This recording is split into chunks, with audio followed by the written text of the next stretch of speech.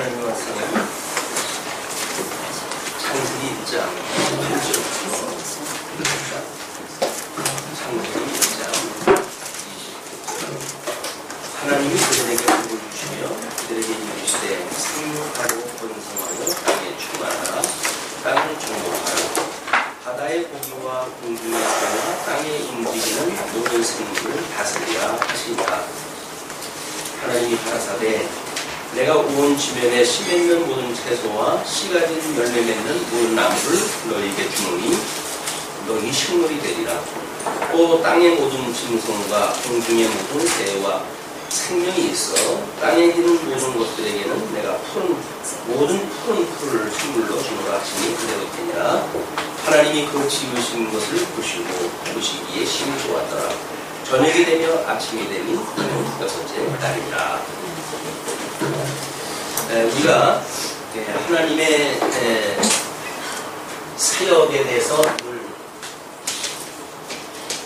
하나님의 이 사역은 창조 사역과 섭리 사역이라고 이렇게 구분하다 했습니다.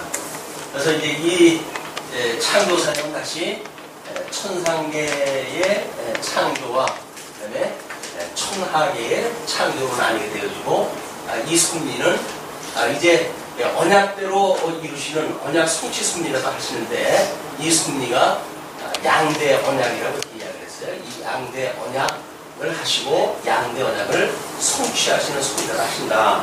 그래서 이 양대 언약이 하나님의 의와 하나님의 나라다. 이것이 우리가 하나님의 사역이라고 하는 관점에서 보는 그런 내용입니다. 그래서 우리가 크게 신론 가운데 이 신론 가운데 하나님의 사역 부분, 하나님의 그 다음에 우리 속성에 대한 부분, 그 다음에 하나님의 이제 존재에 대한 이런 그 큰 신론의 이런 그 내용들 가운데 특별히 이 하나님의 사역 이걸 가지고 지금 신앙 고백을 하기를 전능하사 천지를 만드신 하나님 아버지를 내가 믿사오며 지금 우리가 그렇게 증명을 하고 있어요. 그래서 하나님 천지를 지었다고 하는 하나님은 요 부분에 속한 되어 있는 것이 아니라 지금 이 모든 것들을 지으신 하나님이기 때문에 오늘 우리들이 확인하는 28장 속의 내용입니다. 이제 이 하나님의 언약이 1장 28절부터 계속되어지는 내용이거든요. 그 1장 28절이 그거예요. 하나님이 그들에게 복을 주시며, 그러니까 27절까지 하나님의 형상을 따라서 지은 피조물입니다. 그들에게 복을 주시며 그들에게 이르시되 생육하고 번성하여 땅에 충만하라. 땅을 정복하라.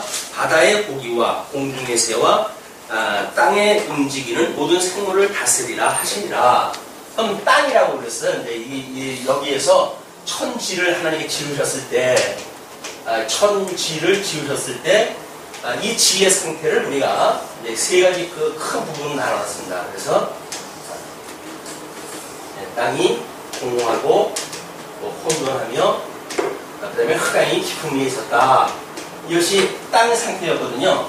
근데 이 공허한 땅을 하나님께서 이 위에 있는 이 물과 아래에 있는 물로 나누고 이 궁창이라 이렇게 이야기를 했어요. 이걸 하늘이라고 그렇게 이야기를 했거든요. 그러니까 지금 이 아랫물을 또 하나님께서 나누셔가지고 이걸 땅에 있는 이 땅으로 드러난 걸 묻히라고 그러고 그 다음에 아래 거를 바다라고 이렇게 이야기를 했어요. 그러니까 이 묻에다가 하나님께서 이 아담을 만드시고 그리고 이 아담에게 복을 주신 내용이 지금 소개가 되어지는 겁니다.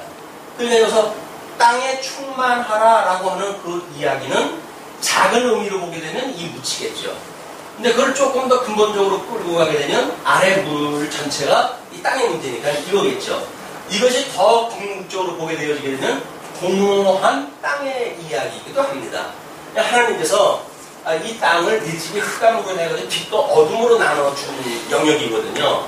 그러니까 이 아담에게 주어졌던 땅을 정복하라 라고 했던 이야기는 흑암, 이 어두움과 빛의 권세로 나뉘어져 있는 이런 그 영역 가운데 좀 땅에 충만하라고 하는 개념을 이해해야 언약 백성들, 천국 백성들과 지옥 백성들 전체가 이 하나님의 의와 나라의 약속이 이루어지는 것으로 이게 이제 성취가 되어질 거예요. 그러니까 개념을 그냥 흙을 빚어가지고 만들었고 땅에 충만하고 땅을 정복하라라고 하는 개념을 단순히 이렇게 은거지로 삼고 있는 이 개념으로서만 정복의 개념이 아니라 어둠의 권세, 이 빛의 권세까지도 정복하는 이걸 하나님이 주신 영역으로 이해가 되었으면 좋겠습니다.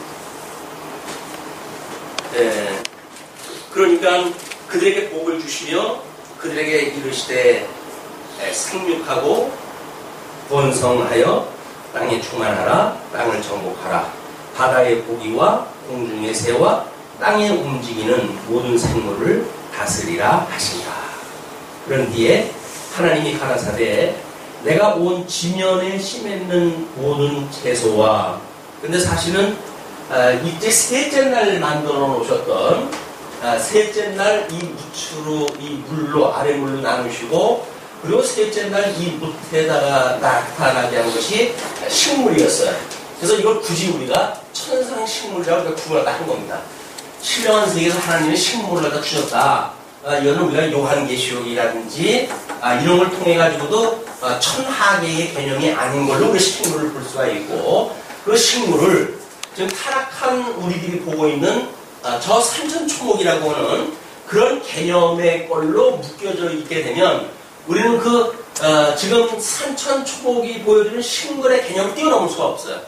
그러나 예수님께서 보여주시는 선악을 알게 하는 가이나무 열매나 영생을 하게 하는 나무나 라고 하는 그 이야기는 이미 권세가 부여되어져 있는 개념이에요. 그렇다고 한다면 생명과라고 하는 그 이야기는 그걸 따먹어야 생명과가 아니잖아요.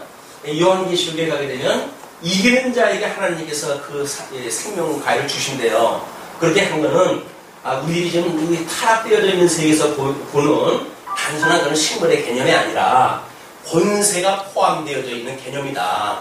그래서 우리가 이긴 자, 하나님의 이 언약대로 이루어가시는 모든 섭리를 통해 가지고 복 있는 자의 반열에서 그것이 성취되어졌을 때, 이기는 자에 들어갔을 때 하나님께서 주시는 이 식물이 생명과로 주시는 거예요. 네, 그런 개념으로 이거를 형이 어떤 상학적인 개념으로 우리 이 개념을 확장을 할 필요가 있다.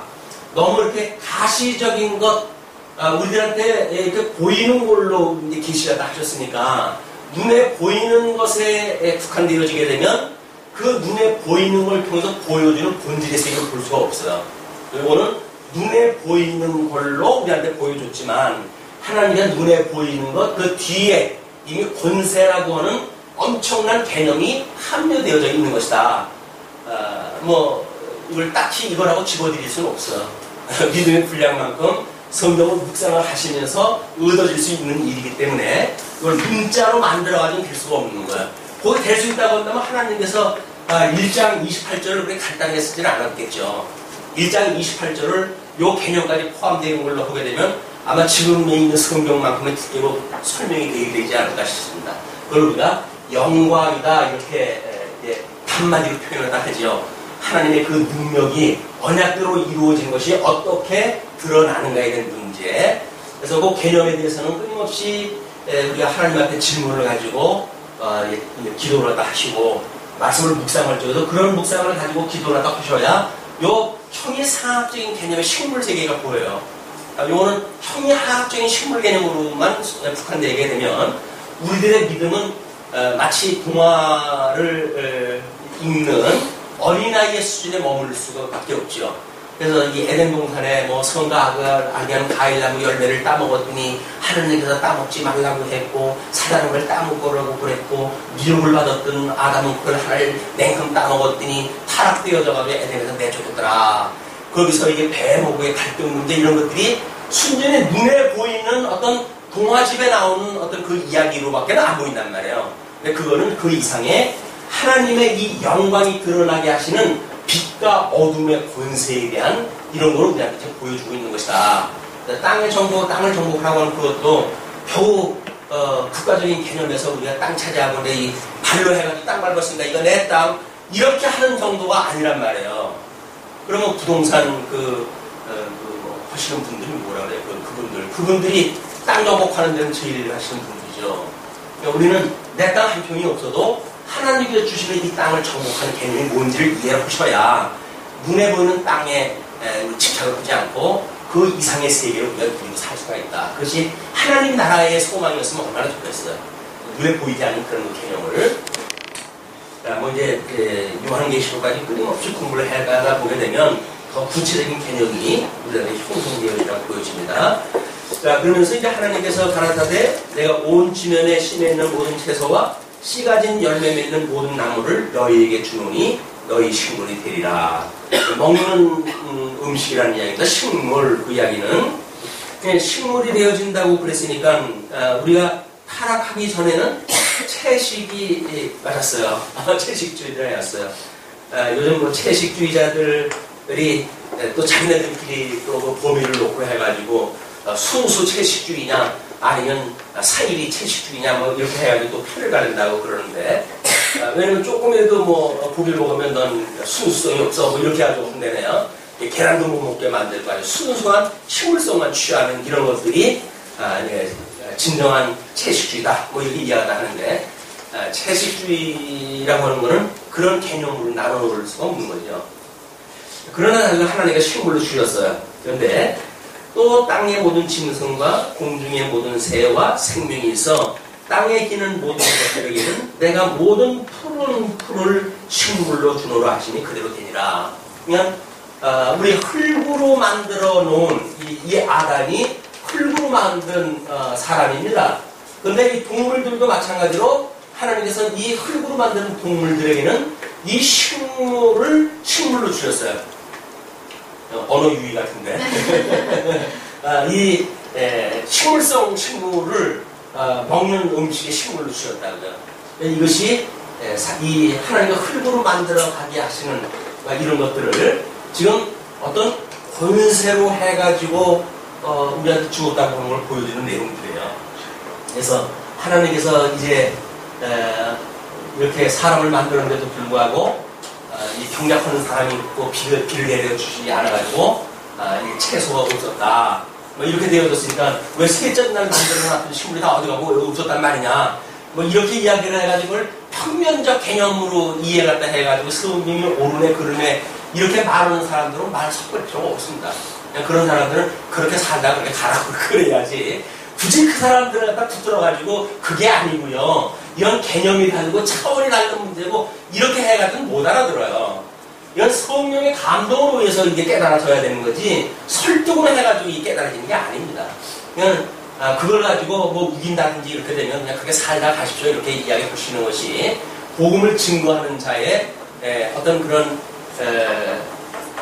또 하나의 사랑의 측면이에요. 이 복음을 증거하는 사람들은 구도를 하지 않습니다. 제발 좀 믿어주세요. 이렇게 안 해요. 제발 우리 교회로 오세요. 당신이 와야 건강하지 하나 받습니다. 이런 정도로 하는 게 아닙니다.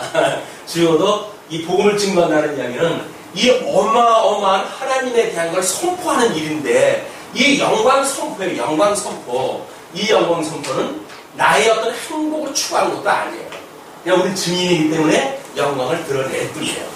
그렇게 해서 하나님의 영광이 드러나야지 우리가 뭐 이거를 이렇게 우리들의 어떤 그 말로 논리로 깨달아지고 이렇게 돼가지고 설득이 되어질 수 있다. 그러므로 우리는 일반 다른 신학하고는 뭔가 차원이 달라. 이것도 주제 나오는 일이에요. 이렇게 더 구체적으로 믿을 수 있는 걸 주시는 건 하나님의 은혜고 그렇지 않게도 이걸 믿을 수 있는 분들은 또 믿게 되어지니까 구체성이 없는 믿음을 가질 수가 있지만 우리는 좀 더 구체성 있는 믿음을 주셨다. 이렇게 이해해 주시면 될 것 같습니다. 자, 그러면서 이제 31절에 하나님이 그 지으신 모든 것을 보시니 보시기에 심히 좋았더라. 저녁이 되며 아침이 되니 이는 여섯째 날이니라.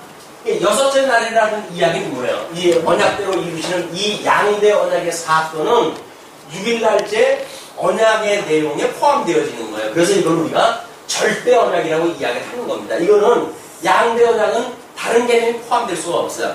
절대 언약으로 이미 주어진 거예요. 여섯째 날 절대 언약으로 주어졌다. 그리고 이제 에덴 동산에서 그걸 가지고 따먹지 마라, 따먹어라 라고 하는 행위 언약과 가지고 사건을 통해서 은혜 언약을 주셨다고 하는 그런 새로운 개념의 언약이 만들어지는 거야. 이런 창세기, 창조, 전능하사 천지를 만드신 하나님 아버지를 내가 믿사오며, 그 이야기는 이렇게 하나님의 의와 하나님의 나라로 영원전 하나님께서 만사 만물을 작정하시고 예정하셨던 이 만사 만물의 하나님의 이 기뻐하시는 뜻을 하늘에서 이룬 것처럼 이 땅에서 이루어져 가시는 분이라고 하는 걸 우리가 믿는 거예요.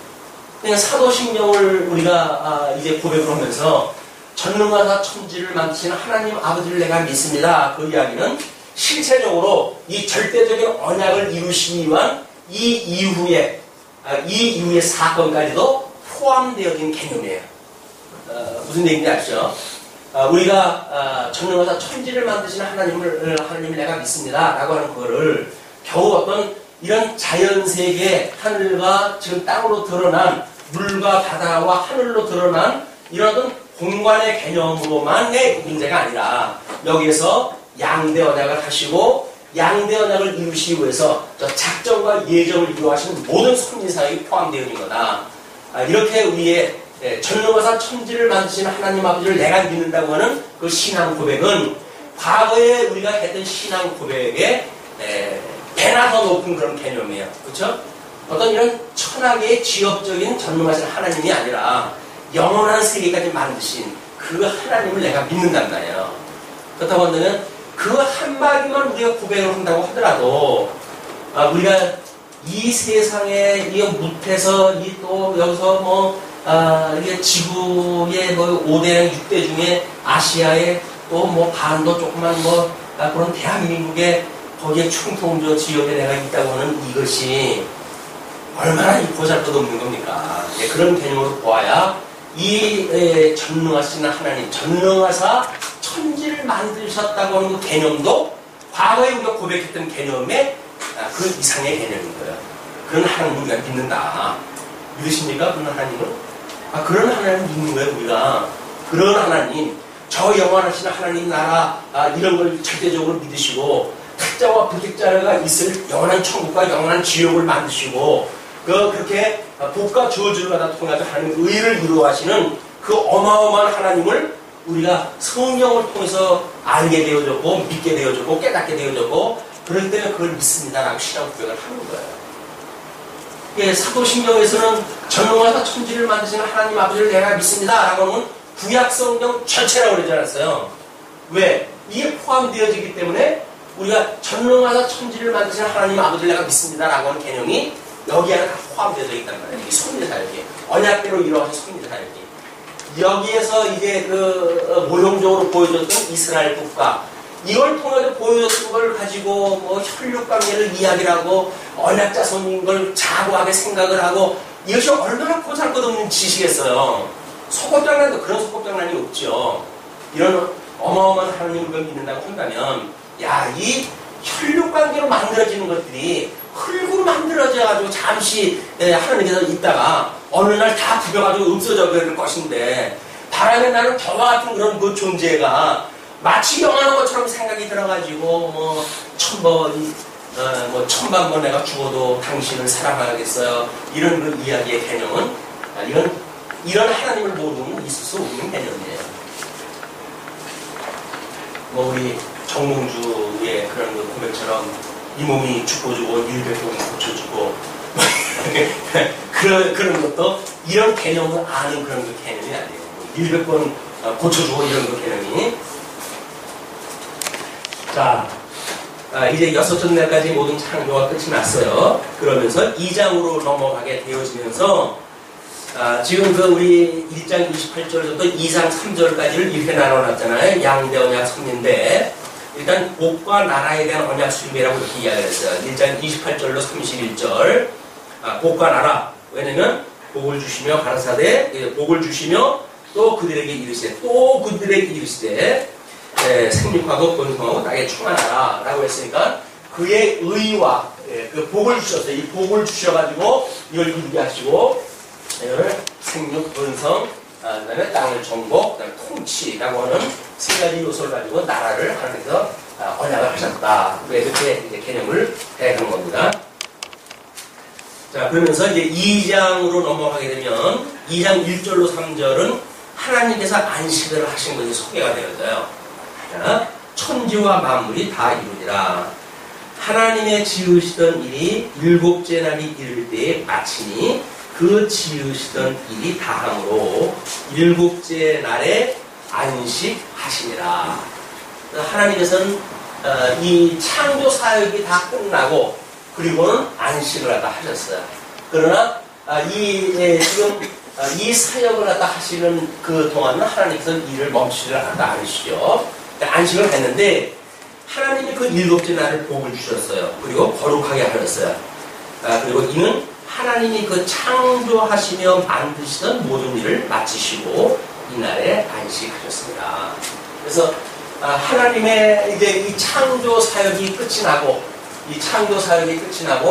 안식을 하셨는데 이게 8일째, 7일째, 6일 창조가 끝나고 7일째 안식을 갖다 했는데 하나님께서 이렇게 언약을 했던, 양대 언약을 했던 이 아담을 하나님이 안식을 하시도록 만들었던 에덴 동산에 불러다 넣잖아요.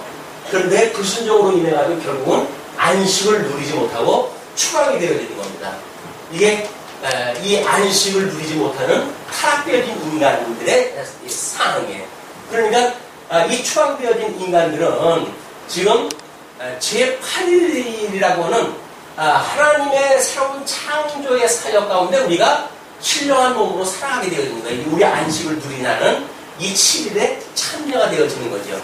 여기에서 우리가 추방되어져 가지고 결국은 이제 연월식을 가서 주어진 대로 해가지고 우리가 이런 추위와 또는 배고픔과 이런 것 가운데 살아가게 하시다가 예수 그리스도로 말미암아 다시 안식에 참여되어진 것, 그것을 재창조되어졌다 이렇게 이야기되어지는 겁니다. 그래서 예수님으로 말미암아 우리가 중생되어졌다고 한다면 새로운 창조물로서의 존재예요.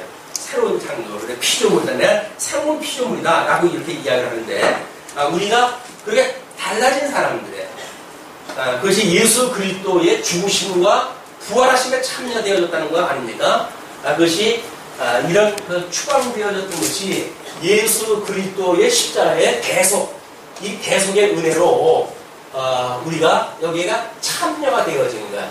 이것이 이 안식에 참여하게 되어진 예수 그리스도 우리 안에서 누리는 신령의 평강이다. 이렇게 살다가 육신을 벗어버리게 되면 여기에서 영원히 사는 거죠.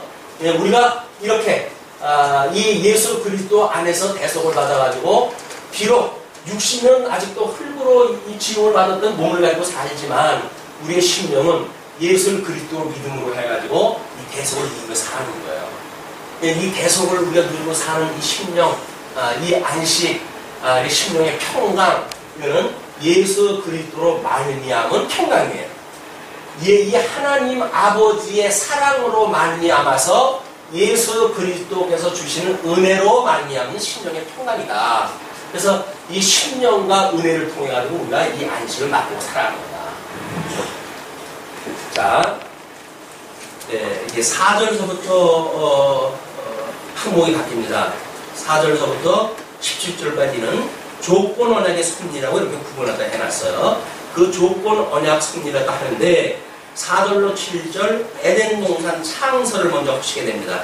에덴 동산이라고 하는 것은 천년 왕국에서 회복되어진 천년 왕국에서 보여준 것처럼 이 흙으로 지어진 하나님께서 이 묻으로 드러난 공간에다가 만들어 놓았던 이런 지금 이 에덴 동산 이걸 상실했다가 나중에 천년 왕국에서 회복이 되어지잖아요. 이것은 이 묻으로 드러난 곳에 하나님께서 지어준 곳이에요. 이건 영원한 곳이 아닙니다. 근데 여기에서 이 아담에게 이 빛과 어둠의 영향력, 권세가 있는 것으로 이 아담에게 지금 복을 주시고 나라를 갖다 주셨기 때문에 여기서 누리고 사는가에 대한 문제, 천년왕국에서 사는가에 대한 문제 이런 걸 통해 가지고는 결국 영원한 심판으로 해가지고 영원한 생명과 영원한 사망으로 해가지고 부활에 이르도록 하시는 과정 섭리를 이한테 보여주시는 겁니다. 어떻게 우리가 영원한 사망으로 가고 영원한 생명으로 가는가? 이런 창세전에 예수 그리스도 안에서 예정되어진 걸로 소개가 되어지는 거예요. 이 예정이 그리스도 안에서 선택되어진 사람들은 이 안에서 예정이 되어졌고, 그 다음에 하나님 바깥에, 예수 그리스도 바깥에 있는 자들은 육이 되어지도록 예정되어진 자들이다. 그러니까 창세전에 그리스도 안에서 우리가 선택되어졌다고 하는 개념은 이것이 예수님과 한 몸으로 이미 이때서 존재하는 거예요, 이게.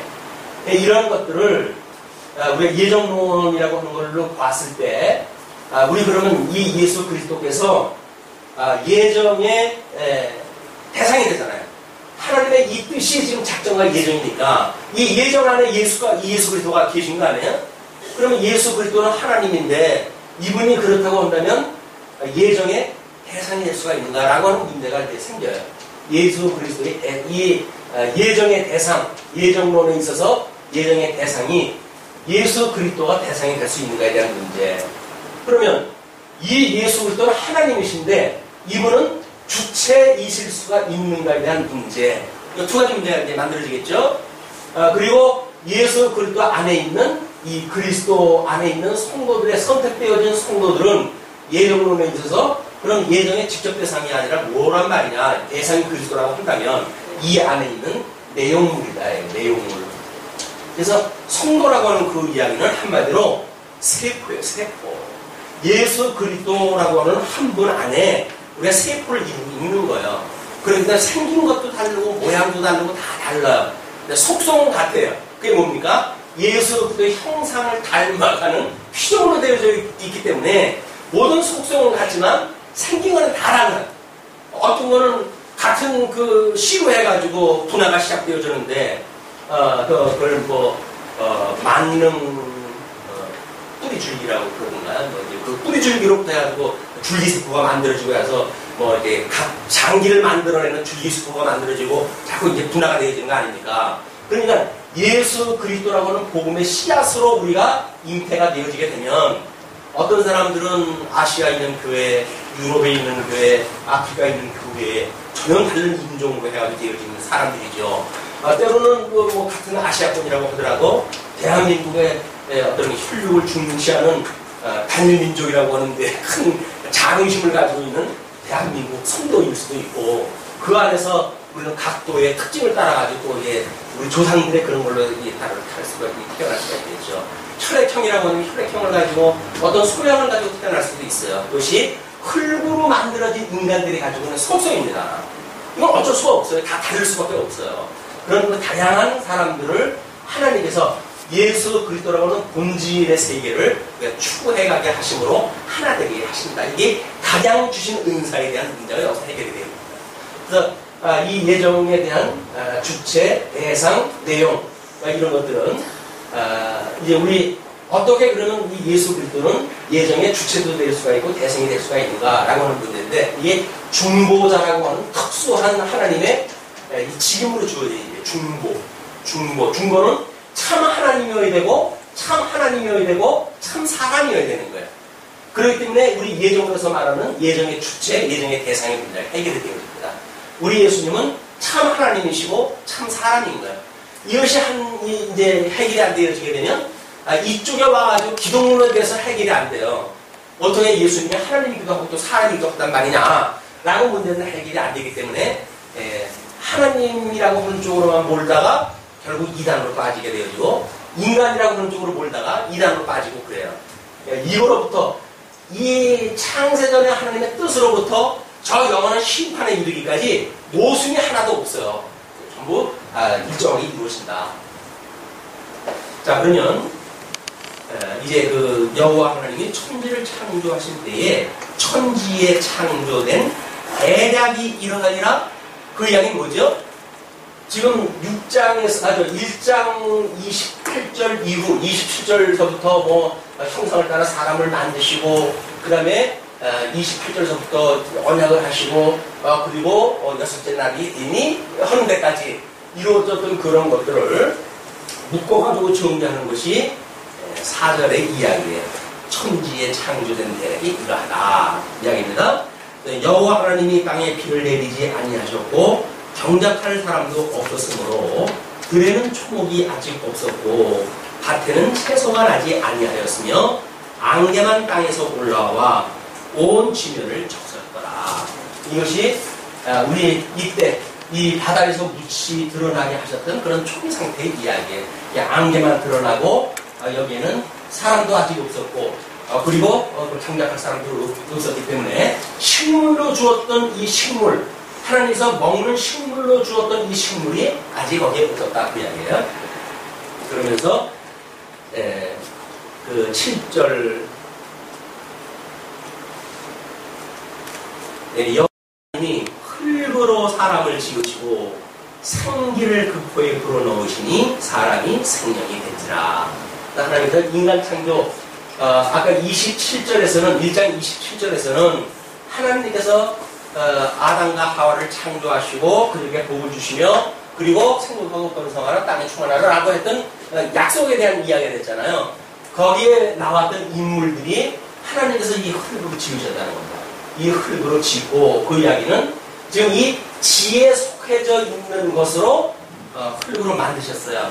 그리고 이 천상의 하나님, 이 천상계에 지금 영원한 그 거처를 두신 하나님께서 생기를 불어넣어가지고 이 흙과 그다음에 생기와 이걸로 가지고 생명이라고 하는 이 아담을 만들어내신 거예요. 그러니까 아담이라고 하는 건 이 흙으로만 되어진 것이 아니라 이 생기로 불어넣음을 받았기 때문에 여기서 만들어진 이 생명이라고 하는 그거는 어둠의 권세와 빛의 권세의 영향력을 받을 수밖에 없도록 이미 지음을 받은 거예요. 그러니까 이 불순종을 갖다 해가지고 하나님께서 그의 영을 주었을 때 육체가 되어졌다 이렇게 이야기를 하는데 육체가 되어졌다라고 했을 적에는 그는 흙으로 만들어졌고 그의 영은 있지만 살아있는 영이 아니기 때문에 죽어있는 영이기 때문에 어둠의 권세의 지배 속에 들어갈 수밖에 없는 겁니다. 그러나 예수 그리스도로 말미암아 다시 중생이 되어지게 되면 그는 빛의 권세에 영향을 받도록 되어지는 거예요. 그것이 흙으로 지음을 받았던 인간의 독특한 특성이에요.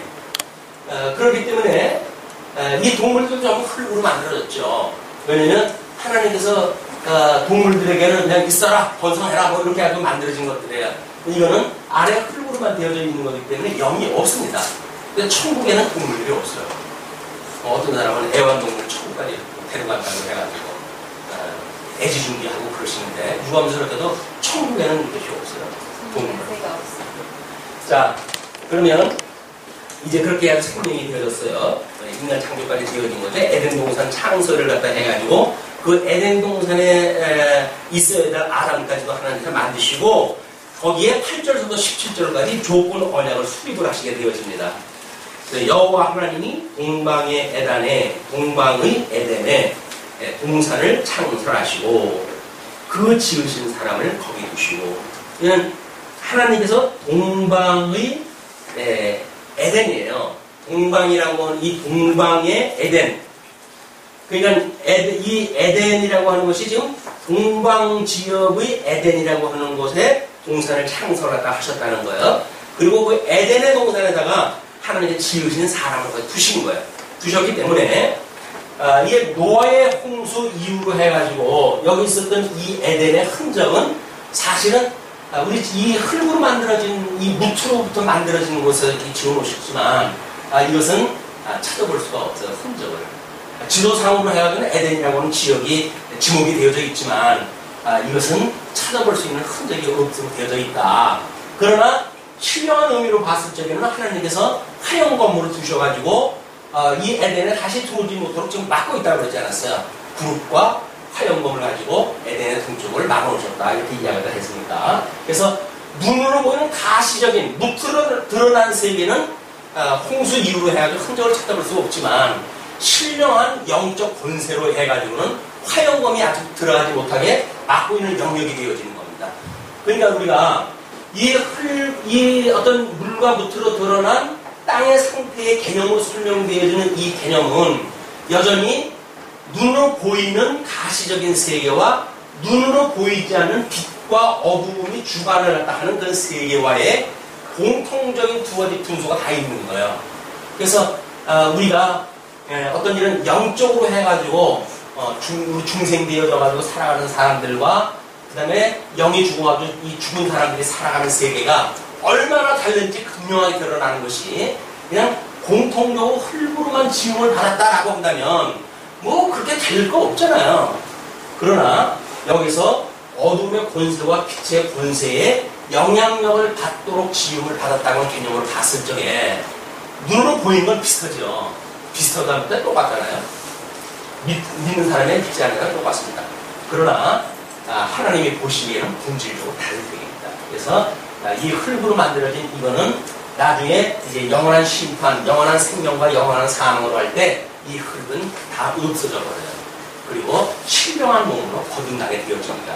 그 신령한 의미가 여기서 주어지는 이 권세에 대한 이야기, 권세에 대한 개념, 그걸 알고 있어야 돼. 신령한 몸으로 우리가 태어난다고 하는 게 뭔가, 신령한 마음을 가지고 신앙생활 하는 게 뭔가.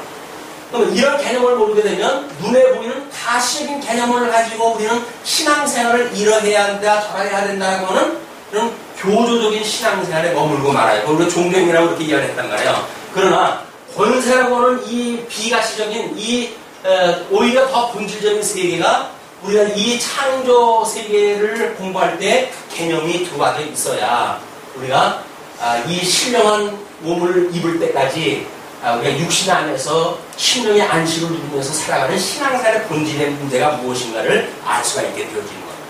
흙으로 되어진 것이 이러냐 저러냐라고 하는 건 그렇게 중요하지 않아요. 그러니까 우리가 어떤 권세에서 통치를 받고 있는가라고 하는 것이 더욱 중요한 문제다. 그 이상 하려면 시간이 하도 이제 길어지니까 오늘 내일까지만 이걸 하고 그러면서 여호와 하나님이 그 땅에서 보기에 아름답고 먹기에 좋은 나무가 나게 하시니 동산 가운데에는 생명나무와 선악을 알게 하는 나무도 있더라. 뭐 여러 가지 나무들이 있었는데 그 중앙에다가 하나님께서 생명나무와 선악을 알게 하는 나무를 두셨대요. 그러면 우리가 이제 모형적으로 하나님께서 이 생명가와 그 다음에 이 선악을 알게 하는 선악과를 주셨잖아요. 이것이 하나님의 의의를 드러내시는 일이다. 하나님께서 기뻐하시는 게 뭡니까? 하나님께서 생명과는 따먹어도 좋다고 이야기를 했잖아요. 이게 좋으신 거예요.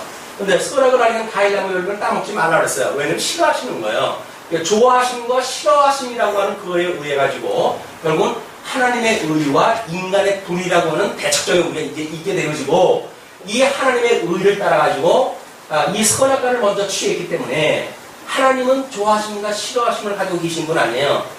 이거는 선악을 아는 일에 우리가 하나님과 같이 되어져 버렸으니까 선악을 아는 일에 하나가 되어진 사람이 생명과를 따먹고 영생을 갖게 되어지게 되면 하나님과 필요되어진 인간이 영원한 갈등 관계를 갖게 되어져요. 그러니까 하나님께서 그거를 싫어하셨기 때문에 영생과를 따먹지 못하게 이를 내어 쫓게 되어진 겁니다. 그래서 우리가 생명과나 이 선악과라고 하는 것이 우리가 유치원 때 이제 이 교회학교 그림을 통해 가지고 공부하잖아요. 거기 했을 때 생명과를 놓고 선악과를 놓고 여기에 뭐 뱀이 또아리를 틀고 이제 해가지고 아담을 속이는 그런 문제는 문자로 표현되어질 수밖에 없는 한계를 좀 보여주는 거예요. 그러나 이거를 통전적인 66권 전체의 의미를 가지고 보았을 때에 이것이 무슨 개념인가는 더 상위 개념으로 우리가 이해를 해야 된다고 그러지 않았어요? 왜냐하면 선민 국가의 모형적인 이스라엘 국가를 섭리하실 적에도 하나님께서 율법을 주셨을 때에 이런 권하는 명령, 이 권령과 그 다음에 금령이라고 하는 이런 개념으로 해가지고 율법을 주셔요. 그렇죠? 그 율법을 갖다 주셨다 그러잖아요. 하라고 하는 거고 하지 말라고 하는 걸 주신다고요. 그 이야기가 이 하나님의 의의를 드러내실 모형적인 방법인 거예요. 그럼 이 율법이 모형적인 방법이라고 한다면 실체적인 거라고 하면 모형적인 것보다도 더 뛰어나겠죠. 그렇지 않겠습니까? 그러니까 하나님이 좋아하시는 거 율법으로 뭐 이렇게 하고 뭐 이런 걸로 여러 가지 주셨는데 그를 뛰어넘는 개념이 뭔가라고 하는 그것을 우리가 성경을 통해서 깨닫지 못하게 되면 여기에 또 우리가 이제 묶여져 버려요. 겨우 유치원은 졸업을 했는가 했더니 이 에덴 동산 보였던 그림으로 해가지고 여기는 하나님께서 에덴 동산에다가 성곽을 하는 가이드라블을 갖다 주셨어요. 그래가지고 우리 판파에다가 그림을 그려가지고 아이들한테 교육을 했잖아요. 우리가 다 그런 교육을 받고 살았단 말이에요. 그러니까 에덴 동산 하게 되면 우리는 하나를 통해가지고 보여줬던 선악과를 알게 하는 나무, 뱀의 문제, 뭐 형체가 없는 하나님의 음성, 이런 것들 다닥다닥 붙이면서 교육을 받아왔기 때문에 우리들이 알고 있는 영적 개념이라고 하는 겨우 동화 수준에 머물러져 있어요. 그러니까 조금만 어떤 좀 단위가 높은 이 BGBS 계력의 공경을 갖다 해오게 되면 속수무책으로 무너지는 거예요. 왜? 우리가 알고 있는 게 유치원 수준이거든요. 겨우 에덴 동산에서 보였던 생명과와 선악과라고 하는 그런 문제가 모형적으로 보여줬던 권령과 금령보다 더 아래 개념은 아닐 거 아니겠어요. 그렇죠? 이것보다 더 상위 개념이라고 하면 인정하시겠죠? 그러다 보면 실체적으로 하나님께 주셨던 이것은 과연 무엇인가?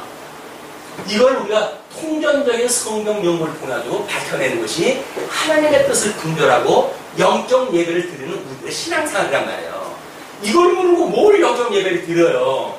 율법적인 조항을 가지고요? 이건 우리 예수님이 다 이루셨다고 이야기를 하셨는데, 그럼 우리는 이것도 아니라고 그랬어요. 그러면 모르는 실체를 가지고 우리가 어떻게 예수님을 믿을까요? 예수님을 믿는 것이 어떻게 믿는 건지 더듬어서 찾을 수 없는 거예요, 우리가. 이렇게 유치원식으로, 동화식으로 어떻게 이해하다가 율법적으로 넘어가가지고 그래도 뭔가 인간적인 윤리적인 문제까지 왔다가 여기서 이것까지 상실해버렸어요. 놓쳐버렸어요. 이 줄 놓쳐버리니까 그럼 나보고 그런 말이냐. 내가 예수를 믿는다는 게 도대체 뭐란 말이냐. 라고 하는데 우리가 방황을 하다가 끝내 그 줄을 못 잡고 가는 데가 어때요? 그냥 지옥으로 가는 거예요. 뭔가 발견을 했는가 했더니 아닌 거잖아요. 그럼 과연 이 실체에 대한 문제가 뭔가?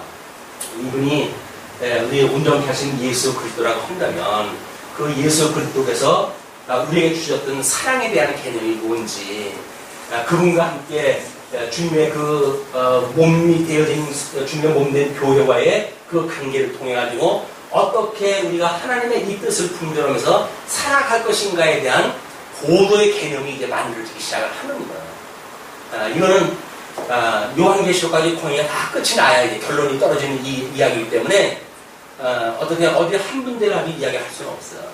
하지만 이거를 우리가 옛계명이라고 했는데 예수님께서는 새계명이라고 해가지고 어떤 참여를 주셨어요. 새계명자.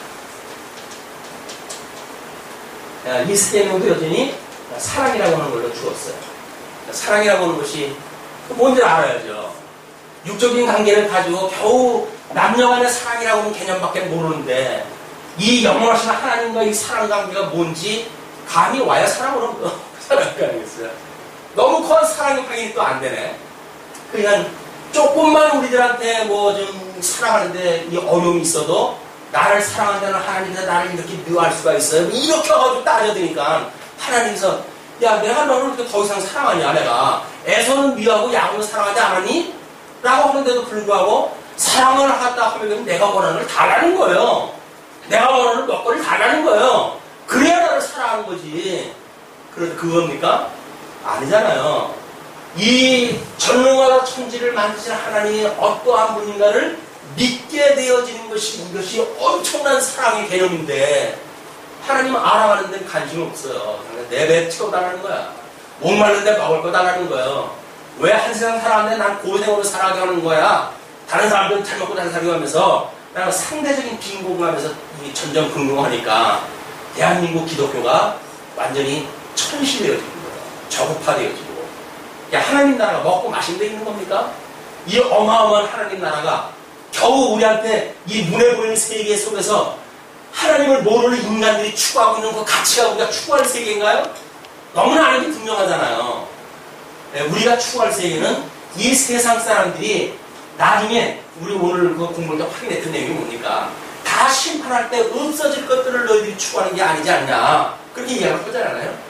나중에 심판할 때 불타가지고 없어질 것들.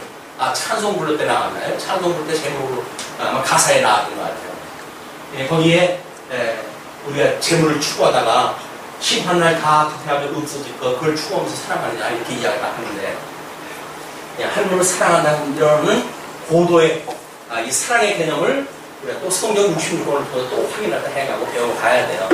이 사랑의 개념이 깨달아져야 성도들 간의 교제의 문제가 무엇인가가 이 손에 들어오고, 그렇게 해야 천박스러운 옆에 사람을 손 붙들고 사랑합니다, 사랑한다라고 하는 걸 연출하지 않는 진정한 사랑의 관계를 만들어 간단 말이에요. 옆에 사람을 손 붙들고 사랑한다고 하는 게 뭐 사랑이에요, 이게. 근데 우리는 그렇게 교육을 배우잖아요, 끊임없이. 기독교가 겨우 그런 기독교가 아닙니다. 사랑이라고 하는 개념이 옆사람 손 붙들고 사랑합니다, 사랑한다라고 해서 사랑하기라는 거 아니에요. 사랑을 하는데 뭐 사랑한다고 일부러 굳이 이야기를 해요. 사랑을 한다 하면 사랑을 하는 거지. 그러니까 확인 안 되니까 사랑을 한다고 자꾸 쇠뇌를 갖다 시킨다. 나는 당신을 사랑한다, 나는 당신을 사랑한다. 그게 믿어지지 않으니까 상대편은 또 뭐라 그래? 사랑한다고 자꾸 고백을 하라는 거예요. 나한테 사랑해요, 사랑해요. 하루에 몇 번씩 해도 사랑한다고 막 고백을 해라. 그럼 뭐 말로 해야 하냐? 라고 이야기했더니 말로 안 하는 게 어떻게 하냐? 이렇게 하면서 이제 시비가 걸려가지고 평생 그 싸움하다가 가거든요. 그게 무슨 사랑을 배우는 사람들이에요. 사랑은 그런 거 아니에요. 고린도전서 13장에서 이야기했던 그 정도의 사랑의 개념을 우리가 파악을 했다 해도 하나님께서 이 만사만물을 언약대로 이런 승리하는 가운데 사랑과 소망과 믿음과 이런 영역을 우리한테 주셔가지고 하나님이 이 사랑을 따라가게 하신다. 진리와 함께 기뻐하고 하나님이 좋아하는 걸 내가 좋아하고 내가 좋아하는 걸 이웃이 좋아하고 그것이 사랑하는 거예요. 근데 하나님이 좋아하는 걸 내가 싫어해. 그리고 내가 좋아하는 거 상대방이 싫어한다고 자꾸 시비를 걸어. 그게 무슨 사랑을 갖다 어떻게 하고 있어요.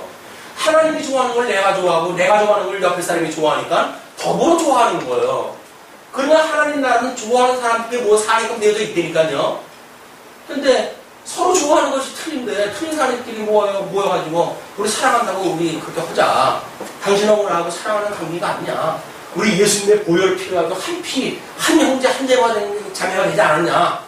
그렇게 이야기하는데 구속을 받아버렸는데 예수님으로 말미암아 우리가 사랑을 받았다고 그러는데 그 진리에 대해서 전송하고 싶은 마음도 없고 보수 싶은 마음도 없고 나만 그냥 뭐 하나님 구원받았으면 됐지. 그러면서 그게 뭐가 좋아하는 거예요. 좋아하는 거라고 한다면 그 가치를 위해서 막 추구하고 있는 게 있을 거 아닙니까? 전도도 할 생각 아무것도 안 하면서 나는 복음 때문에 이 세상을 살아갈 이유가 있어요. 아니 무슨 이유가 그래요? 하나님이 어떠한 분인지를 깨달았기 때문에 야 이거는 정말 많은 사람들한테 전파하지 않으면 안 돼 라고 하는 마음이 있어가지고 만방에 이걸 증인으로 써보는데 증인의 역할을 나한테 왜 힘든 일을 하고 오셔요. 나도 힘든 일을 하다가 가도 하나님께서 나 창세전에 예정을 했고 예수 그리스도로 만나면 구속을 했고 그럼 죽어도 천국 갈 텐데 왜 나한테 굳이 시켜요? 이렇게 하면서 주님이 나를 갖다 구원했다고요? 그게 우리가 착각을 하는 거예요. 어떻게? 주님께서는 저를 사랑하시죠? 라고 자꾸 물어봐요. 주님께서 그럼 내가 너를 사랑하지? 라고 하는 음성을 들려주지 않는데도 불구하고 성경에서 여기저기 뒤져가지고 봐라 하나님이 나를 사랑하신다고 그러지. 그럼 자기를 사랑한다고 믿는 거예요. 근데 그걸 믿는다고 하는 것이 귀로만 계속 듣는데 눈으로 확인되는 게 없잖아요. 그래서 이스라엘 사람들이 아니 하나님이 사랑한다고 하면은 왜 열방은 배먹고 이렇게 잘 먹고 잘 살게 하는데 우리는 맨날 이렇게 지질이 터지게끔 만들어놨어요 주님. 하나님 보고 사랑을 갖다 좀 보여주세요. 그냥 하나님 답답한 거야. 어떻게 사랑을 확인해주니 에서는 미웠고 야곱은 사랑했잖아. 너희들이 보고 잘 먹고 잘 사고 잘 산다고 하는 사람들 내가 미워하는 사람들이야. 근데 그 사람들처럼 나보고 사랑을 해달라고 하면 어떡하냐. 이게 답답한 인간들아. 그렇게 이야기를 하는 거야. 인간들이 요구하는 거는 하나님이 미워하시도록 해가지고 지금 역사를 흉내내고 계시거든요. 근데 그 인간들을 보고 하나님께서 나도 저처럼 해주세요. 그러니까 답답한 거예요. 너는 사랑하기 때문에 내가 지금 이 자리에 넣었는데 누구도 가기 싫은 곳 다른 사람들은 수고 싶고 가기 쉽지 않은 곳 그것을 일부러 골라서 너희 둔 거야. 왜? 너희들 믿음이 그걸 선택을 했다고 하는 것이 보증이 되어지니까 예수 그때 고난에 참여했다고 하는 걸 믿는 거니까 너희 아픔 속에다 내가 너희 둔 거야. 배불른데 그건 누구든지 가고 싶어 하는 거야. 그러니까 우리 산상수를 우리 주님께서 말씀을 하시고 뭐라 그래요? 복음으로 가는 길 하나님 나라에 의에 이르는 길 좁고 혁척하다잖아요. 그건 누구도 안 가려고 그래요. 하나님의 은혜가 아니면 갈 수가 없어요.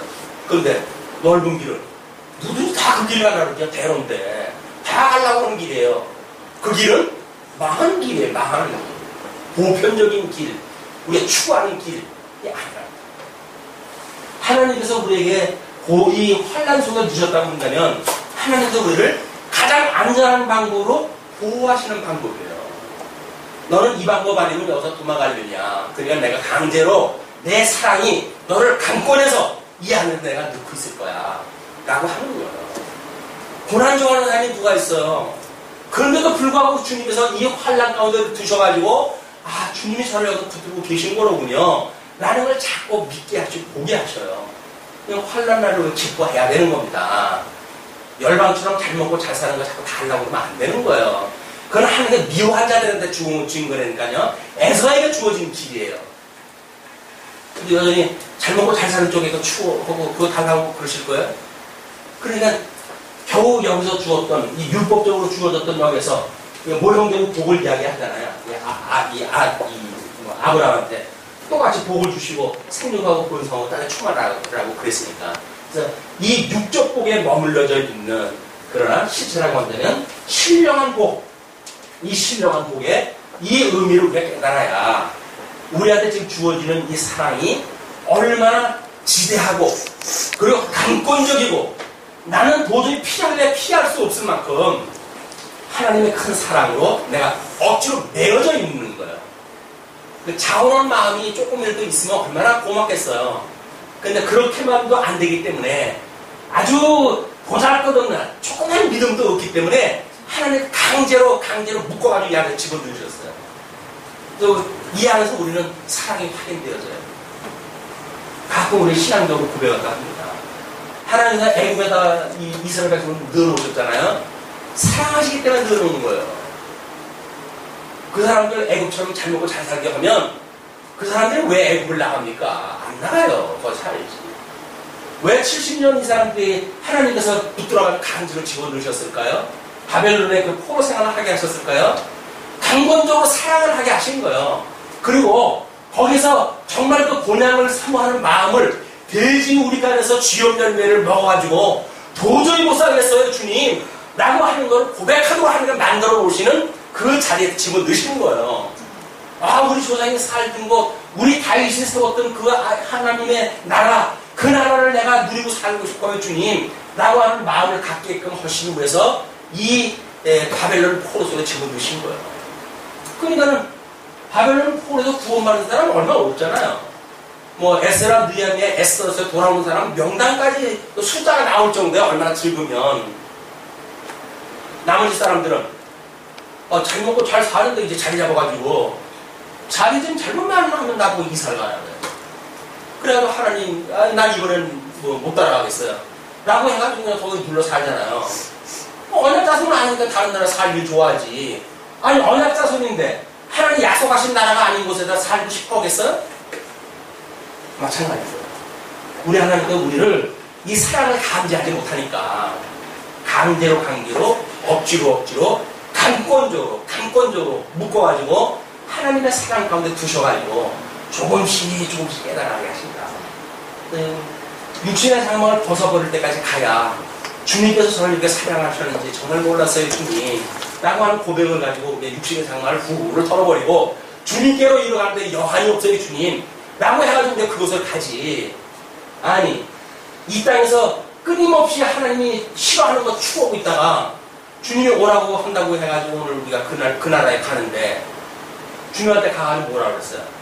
아니 이 시간에 나를 왜 불러내요? 지금 잘 먹고 잘 살고 있는데.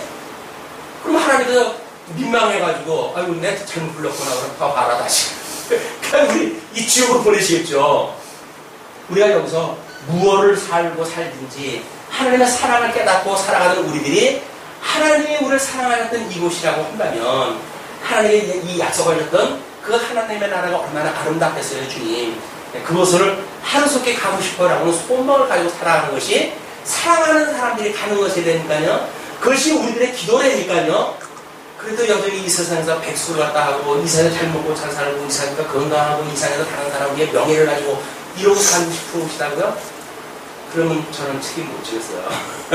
그렇게 만약 그렇게 원하신다고 하면 책임 못 지겠어요. 그러나 이 땅의 소망이 아니라 영원하신 하나님 나라 변치 않은 그곳에 내가 닻을 내려야 될 것이라고 믿어지기 때문에 흔들리지 않는 믿음을 가지고 사모하는 곳을 향해 가지고 눈을 떠도 눈을 감아도 그것을 바라보고 기도하고 살아간다고 한다면 그럼 제가 책임질 수가 있습니다. 왜? 하나님께서 약속하신 곳에 우리가 바라보는 지향점이 거기니까 60년 상막 벗어버리는 그림도 하실 거예요.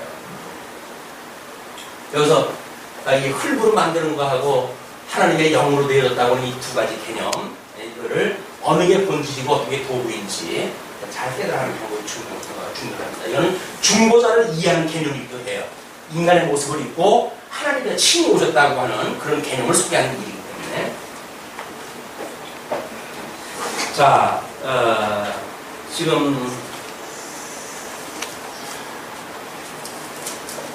그렇게 하면서 10절에 보니까 강이 에덴에서 발원하여 등산을 적시고 거기서부터 갈라져 네 근원이 되었으니 첫째의 이름은 비손이라 금이 있는 하윌라 온 땅에 들렀으며 그 땅의 큰 정금이요 그곳에는 베델리온과 호마노도가 있으며 둘째의 이름은 기혼이라 구스 온 땅에 들렀고 구스라고 하는 것이 보통 우리가 아프리카 쪽을 이야기하지 않나요? 이런 에덴 동산에 있었던 강에 대한 근원이라든지 뭐 이런 걸 보면서 이제 땅이 나뉠 것을 노아 홍수 때 약속을 하게 되어지거든요.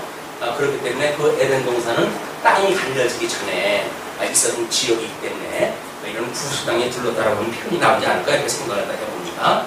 셋째 강의 이름은 히데갈이라 아수르 동편으로 부르며 넷째 강은 유브라 되더라. 여호와 하나님이 그 사람을 이끌어 에덴 동산에 두사 그것을 다스리시며 지키게 하시고 여호와 하나님이 그 사람에게 명하여 가라사대 동산 각종 나무의 실과는 내가 임의로 먹되 선악을 알리하는 나무의 실과는 먹지 말라. 내가 먹는 날에는 정령 죽으리라 하시니라. 그래서 조건적으로 행위 언약을 주십니다. 그래서 절대 언약으로 해도 양대 언약을 주셨고 그 다음에 이제 에덴 동산에다 집어넣으신 뒤에 거기서 이 행위 언약을 주신 거예요. 선과 악을 알리는 다일나무 열매를 따먹으면 죽어 라고 하는 행위 언약을 주셨고 그 뒤에 따먹은 그 불순종한 뒤에 이 저주 사건을 통해서 3장 15절에 원시복음이라고 나오죠. 여자의 후손과 남자의 후손과의 갈등 관계를 이야기하면서 그걸 드러내신 사건이 에덴 동산에서 내쫓으시면서 가지고서 해입히는 그런 하나님의 그 칭의의 장군이 속회가 되어지는 그런 모습을 볼 수가 있습니다. 그렇기 때문에 지금 여기에서 하나님께서 17절까지 있었던 선악을 알리하는 나무의 실과를 먹지 말라고 했던 이 금령, 이 금령의 문제는 하나님의 그런 그 의를 드러내시기 위한 이것도 다 진노, 복으로도 저주, 이것이 요한계시록에 보면 전부 영광이라고 했어요. 하나님의 심판도 전부 영광이에요. 하나님의 능력을 드러내시는 영광이에요. 그렇기 때문에 이 금령이나 불령이나 이게 다 하나님의 영광을 드러내시기 위한 모습들이다. 하나님의 그 영광이 어떠한지 우리가 그걸 보시게 되면 세상의 어떤 것도 하나님의 영광을 드러내시기 위하지 않은 것이 없어요. 그런 영광을 우리가 깨닫게 되어지기 때문에 찬양을 들려 끊임없이 영광, 영광, 영광 이런 거 우리 노래를 부르는 거예요. 왜? 드러난 것마다 하나님의 이 전능하사 천지를 만드신 하나님 아버지를 내가 믿는다고 하는 것이 고백적으로 드러나는 것이 영광, 영광, 영광입니다. 흩어져 있는 한 주 동안 영광, 영광, 영광 찬양하시면서 말씀 주시죠. 기도하십시오.